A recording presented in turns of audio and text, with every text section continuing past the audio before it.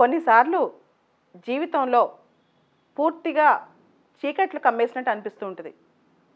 మనం కొన్ని సందర్భాల్లో అసలు ఈ నిశీధి నుంచి బయటపడతామా అనే ప్రశ్న మన మనసులో అనిపిస్తూ ఉంటుంది.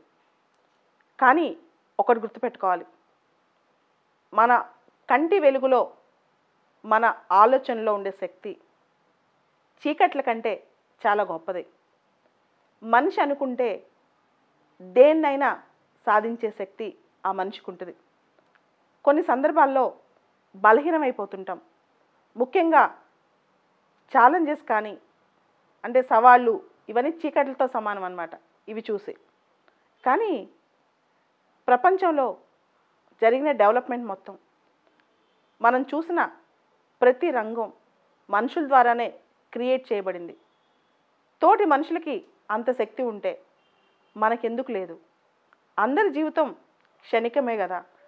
అందరి జీవితాల్లో మనలానే రాత్రి పగలు వస్తాయి. అందరికీ మనలానే ఒంట్లో రక్తం పారుతూ ఉంటుంది. ఇటువంటి పరిస్థితిలో ప్రతి మనిషి చాలామంది వ్యక్తులు చాలా రంగాల్లో అనుకున్నవి సాధించి అద్భుతమైన మిరాకిల్స్ చేస్తున్నప్పుడు మనం ఎందుకు చేయలేం? మనం అనుకుంటే మన జీవితంలో ఉన్న చీకట్లన్నీ తొలగిపోతాయి. మనం అనుకునే కష్టాలు, మనం అనుకునే అవరోధాలు ఇవన్నీ అడ్డంకులు మాత్రమే. ఇవన్నీ మనం క్రియేట్ చేసుకున్నాయి. ప్రతి మనిషి జీవితంలో ఖచ్చితంగా వస్తుంటాయి. కొందరిలో ఎక్కువ వస్తాయి. ఎక్కువ నాకే వచ్చాయి అనుకోవడం నిజంగానే చాలామందిలో జరుగుతుంటుంది, వస్తుంటాయి కూడా, దానిలో కూడా తప్పులేదు.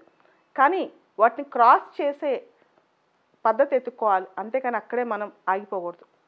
ఇక్కడ మనం చూస్తే కనుక ఎన్ని ఛాలెంజెస్ ఎక్కువ వచ్చినా, ఎన్నిసార్లు ఓడిపోతాను భయం వేసినా అవన్నీ కట్టలు తెంచుకుని ముందుకు పరిగెత్తాలి. అలా పరిగెత్తాలంటే మనిషి ఎలా ఉండాలి? మనిషి చాలా పట్టుదలతో ఉండాలి. మనిషి చాలా దృఢ సంకల్పంతో ఉండాలి.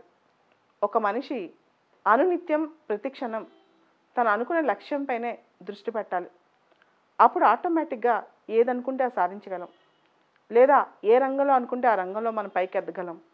మీరు ఏ రంగమైనా చూడండి, చాలా కష్టపడకుండా లక్లోనో ఫ్లూక్లోనో ఏదో ఒక విజయం సాధించగలరు. కానీ కంటిన్యూస్గా ఒక రంగంలో 2 రంగాల్లో విజయం సాధించాలంటే దానికోసం కఠోర పరిశ్రమ చాలా అవసరం.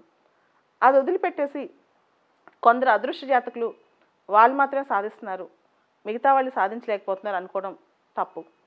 మనం ముందుగా మన చుట్టూ ఉన్న చీకట్లను బయటికి తోసేసి మనం వెలుతురులో బతకాలి. మనం మనంగా బతకాలి.